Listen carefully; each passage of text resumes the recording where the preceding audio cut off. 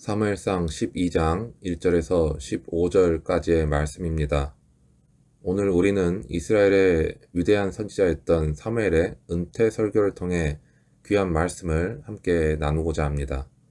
사무엘은 이스라엘 백성을 사사로서 또 선지자로서 오랫동안 섬기면서 하나님의 말씀을 전하고 백성들을 바른 길로 인도했습니다. 이제 그는 나이가 많아 은퇴를 앞두고서 백성들에게 마지막으로 중요한 메시지를 전달하고자 합니다. 먼저 1절부터 5절을 보면 나는 당신들이 나에게 요청한 것들을 다 들어주어서 백성을 다스릴 왕을 세웠습니다.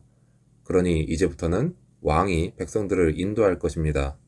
나는 이제 늙어서 머리가 희게 새었고 나의 아들들이 이렇게 당신들과 함께 있습니다.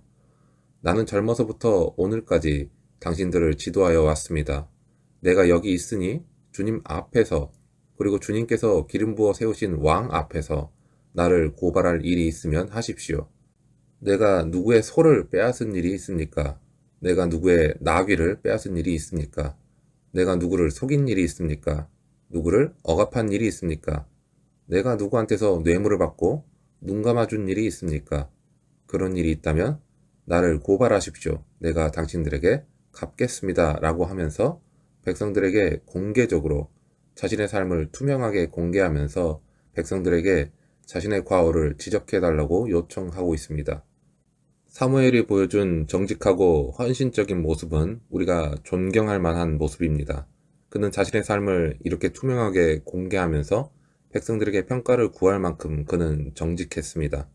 하지만 아무리 훌륭한 인간 지도자라 할지라도 죄로부터 완전히 자유로울 수는 없습니다. 사무엘은 선했지만 그는 완전하지는 못했습니다. 그의 선함은 마치 희미한 그림자와 같았습니다. 요한복음 1장 9절은 이렇게 말씀합니다. 참 빛, 곧 세상에 와서 각 사람에게 비추는 빛이 있었나니 이 참 빛은 바로 예수 그리스도이십니다. 사무엘의 선함은 부분적이고 일시적이었지만 예수 그리스도의 빛은 완전하고 영원합니다. 사무엘은 이스라엘 백성을 잠시 인도했지만 예수 그리스도는 온 세상 모든 사람을 영원한 생명의 길로 인도하십니다. 우리는 사무엘을 통해 선한 삶의 가치를 배울 수 있습니다. 하지만 진정으로 우리를 구원하고 완전하게 변화시키는 분은 오직 예수 그리스도라는 것을 우리는 기억해야 합니다. 우리는 불완전한 인간의 지도자를 쫓는 것이 아니라 참 빛이신 예수 그리스도를 따라야 하는 것입니다. 6절부터 11절을 보면 사무엘은 이스라엘 역사를 통해 끊임없이 그들을 인도하시고 보호하시는 분은 바로 하나님이시라는 것을 다시금 상기시키고 있습니다. 이스라엘 역사는 하나님의 은혜와 구원의 역사이긴 합니다. 하지만 동시에 인간의 불순종과 실패가 반복되는 역사이기도 합니다. 하나님께서는 끊임없이 당신의 백성을 사랑하시고 인도하셨지만 인간들은 종종 하나님을 잊고 죄를 지었습니다. 사무엘 시대에도 백성들은 눈에 보이는 왕을 요구하면서 하나님의 통치를 거부했습니다. 인간의 통치는 불완전하고 일시적입니다. 그리고 진정한 평안과 안전을 줄 수는 없습니다. 애굽에서의 구원과 광야에서의 인도와 가나안 정복 그리고 주변 국가들의 침략으로부터의 구원까지 모든 역사 속에서 인간의 통치보다는 하나님의 선한 통치가 드러납니다. 그래서 사무엘은 백성들에게 눈에 보이는 왕을 요구하기 이전에 보이지 않지만 항상 그들을 선하게 통치해 오신 하나님을 기억하라고 이야기하고 있는 것입니다. 이러한 하나님의 선한 통치는 오늘날 우리에게도 동일하게 적용됩니다. 우리는 때로는 힘든 현실 속에서 하나님의 존재를 잊고 낙심할 때가 있습니다. 하지만 성경은 끊임없이 우리의 삶 속에서 역사하시는 하나님의 사랑과 은혜를 증거합니다. 예수 그리스도를 통해서 우리에게 영원한 생명을 주시고 성령 하나님을 통해서 우리를 날마다 인도하시는 하나님은 변함없이 선하신 분이십니다. 골로새서 1장 15절부터 20절은 예수 그리스도의 완전한 통치에 대해서 이렇게 말씀합니다. 그 아들은 보이지 않는 하나님의 형상이시요 모든 피조물보다 먼저 나신 분이십니다. 만물이 그분 안에서 창조되었습니다. 하늘에 있는 것들과 땅에 있는 것들, 보이는 것들과 보이지 않는 것들, 왕권이나 주권이나 권력이나 권세나 할 것 없이 모든 것이 그분으로 말미암아 창조되었고 그분을 위하여 창조되었습니다. 그분은 만물보다 먼저 계시고 만물은 그분 안에 존속합니다. 그분은 교회라는 몸의 머리이십니다. 그는 근원이시며 죽은 사람들 가운데서 제일 먼저 살아나신 분이십니다. 이는 그분이 만물 가운데서 으뜸이 되시기 위함입니다. 하나님께서는 그분 안에 모든 충만함을 머무르게 하시기를 기뻐하시고 그분의 십자가의 피로 평화를 이루셔서 그분으로 말미암아 만물을 곧 땅에 있는 것들이나 하늘에 있는 것들이나 다 자기와 기꺼이 화해시켰습니다. 예수 그리스도는 만물의 창조주이시며 교회의 머리이시고 화평의 왕이십니다. 주님의 통치는 영원하고 완전하며 우리에게 진정한 화평과 안전을 약속하고 있습니다. 우리는 이러한 하나님의 선한 통치를 믿고 의지하며 살아갈 때 어떠한 어려움 속에서도 위로와 소망을 얻을 수 있습니다. 이제 백성들은 사무엘의 뒤를 이어서 새로운 왕을 맞이하게 됩니다. 12절부터 13절에서 사무엘은 백성들이 왕을 요구한 것을 지적하면서도 이미 세워진 왕을 통해 하나님의 통치가 이어지기를 기대하고 있습니다.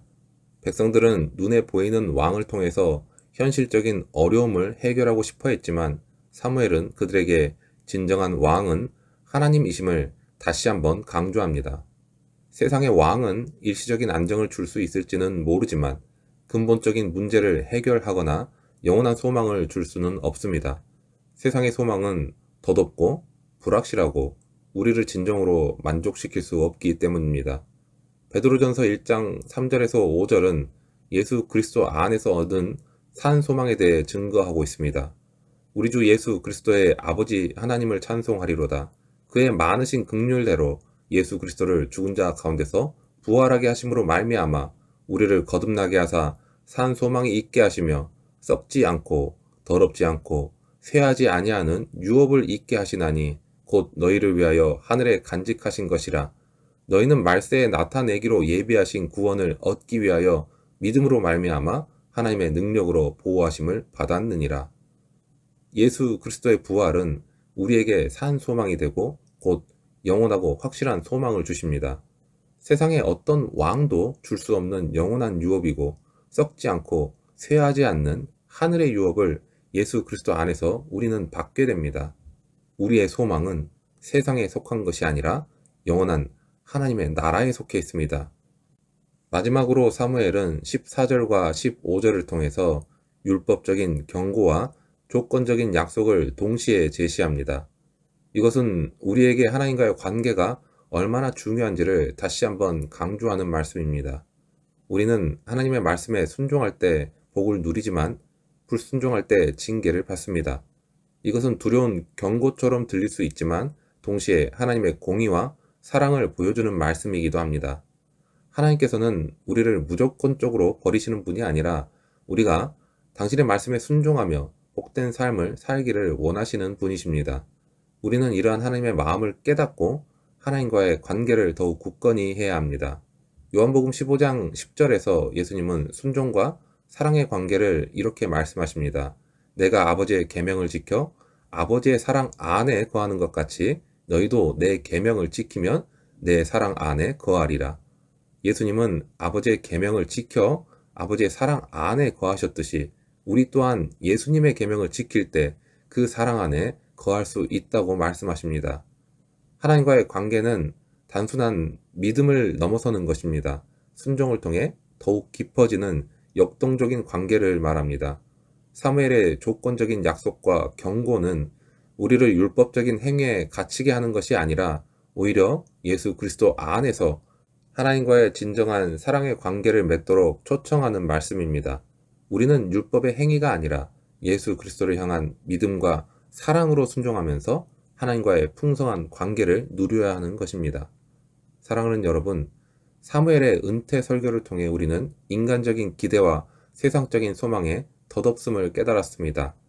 이스라엘 백성들은 인간의 왕을 원했지만 그들의 선택은 오히려 하나님의 경고와 조건적인 약속 아래에 놓이게 되었습니다. 우리는 사무엘의 설교를 통해서 세상에 어떤 것도 우리에게 참된 안전과 영원한 소망을 줄 수 없다는 것을 다시 한번 확인해 볼 수 있었습니다. 요한복음 3장 16절은 우리에게 진정한 소망의 근원을 제시합니다. 하나님이 세상을 이처럼 사랑하사 독생자를 주셨으니 이는 그를 믿는 자마다 멸망하지 않고 영생을 얻게 하려 하심이라. 우리의 참된 왕은 세상의 왕이 아니라 영원한 왕이신 예수 그리스도이십니다. 우리는 인간적인 기대를 버리고 오직 예수 그리스도께로 돌아와야 합니다.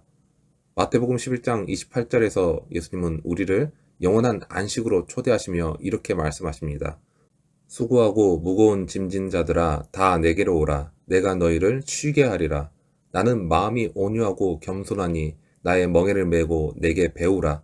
그리하면 너희 마음이 쉼을 얻으리니 이는 내 멍에는 쉽고 내 짐은 가벼움이라 하시니라.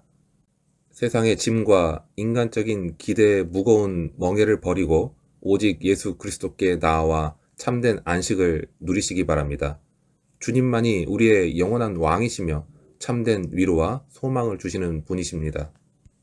오늘 우리 모두가 세상의 왕이 아닌 영원한 왕이신 그리스도께로 돌아와 참된 위로와 영원한 소망을 누리기를 주님의 이름으로 간절히 축원합니다.